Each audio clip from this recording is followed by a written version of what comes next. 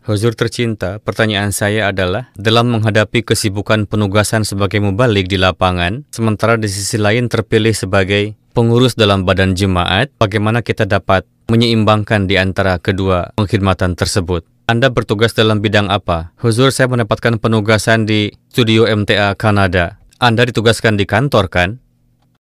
Hadrat Muslih Maud radhiyallahu anhu memiliki satu visi, yakni sebagaimana pekerjaan yang biasa kita kerjakan di kantor-kantor jemaat, alih-alih pekerjaan kantor itu diberikan kepada mereka yang bukan mubaligh, hendaknya para mubaligh-lah yang ditugaskan untuk mengerjakan pekerjaan kantor, karena akan dapat mengerjakan pekerjaan tersebut dengan lebih baik. Anda bertugas di MTA, tidak ada masalah keseimbangan dalam hal ini. Inilah tugas yang telah diberikan oleh jemaat kepada Anda. Dalam hal ini kita telah membangun benteng dan Anda telah ditugaskan untuk menjaganya. Adapun mereka yang ditugaskan untuk berjihad, mereka akan melakukannya. Jadi ini pun merupakan suatu jihad yang Anda lakukan di MTA. Dengan perantaraan MTA, pesan Ahmadiyah dapat sampai kepada jutaan orang, bahkan para mubaligh pun tidak akan dapat menjangkau seperti yang dijangkau oleh MTA.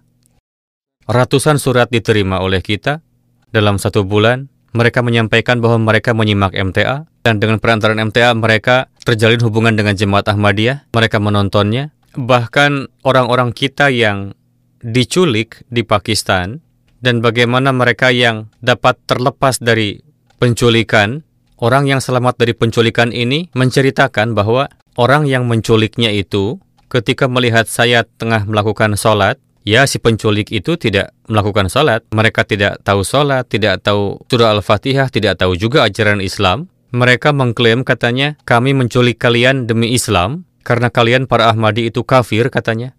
Namun, si penculik ini selalu menonton MTA. Di sore hari, si penculik ini bercerita kepada saya bahwa khalifah kamu telah menyampaikan topik ini dan itu, meskipun dengan nada mencaci kepada saya, yakni kepada Huzur, yakni menyampaikan ini dan itu. Si penculik ini biasa menyampaikan ringkasan khutbah Huzur, katanya, kepada saya. Jadi para penculik, para pencuri ini pun menonton MTA.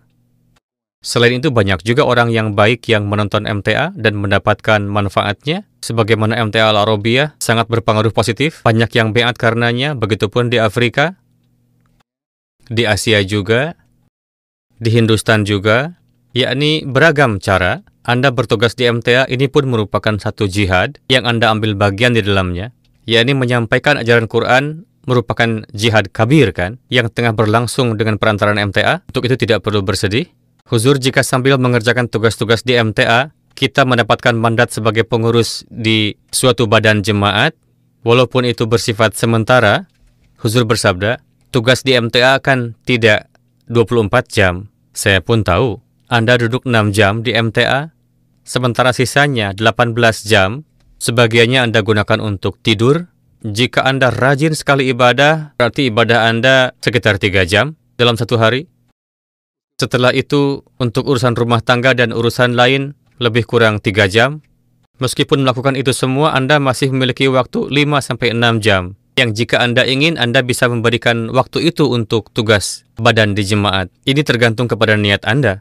Jangan-jangan seorang mubaligh, para Ahmadi yang bekerja di luar pun, yang menjabat sebagai pengurus dalam jemaat, kebanyakan dari mereka melaksanakan tugas jemaat hingga 8 jam, lalu melakukan perjalanan, kembali dari pekerjaannya, lalu memberikan waktu untuk melakukan tugas-tugas jemaat sebanyak 2 atau 3 jam, iya kan? Sementara Anda mubaligh yang telah mewakafkan hidup, wakaf Anda bukan 8 jam saja, kan? Bukan 24 jam saja, melainkan 7 kali 24 jam dalam seminggu. Oke, jadi Anda bisa meluangkan 2-3 jam waktu untuk tugas itu. Tidak sulit, kan? Itu bisa dengan mudah saja dikerjakan. Namun jika seorang beralasan karena lelah, tidak ada alasan untuk merasa lelah. Tidak ada konsep kelelahan di dalam jemaat Ahmadiyah. Sekalipun bekerja 8 jam, bisa dengan mudah memberikan waktu 2 jam. Orang-orang duniawi bekerja sampai 10 jam. Bahkan orang-orang yang mencari uang bisa menghabiskan waktu 12 jam. Di Amerika ada seorang Ahmadi menceritakan bahwa bosnya yang memiliki perusahaan besar, katanya bos saya itu pagi-pagi telah datang ke perusahaan lebih dulu dari kami, para karyawan.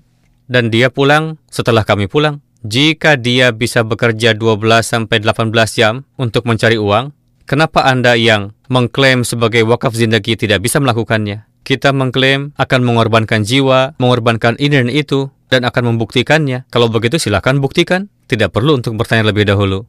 Dulu kami pun bertugas di kantor-kantor jemaat, dan selain itu melakukan tugas-tugas badan, melakukan tugas khudam biasanya di sore hari, terkadang sampai malam, jam 9 sampai jam 10 malam. Terkadang kita pulang ke rumah pada pukul 11 malam dari kantor khudam. Dan tugas kantor kita kerjakan pada waktunya, lalu tugas-tugas pribadi, semuanya dapat dilakukan. Jadi Anda perlu mengaturnya dengan baik,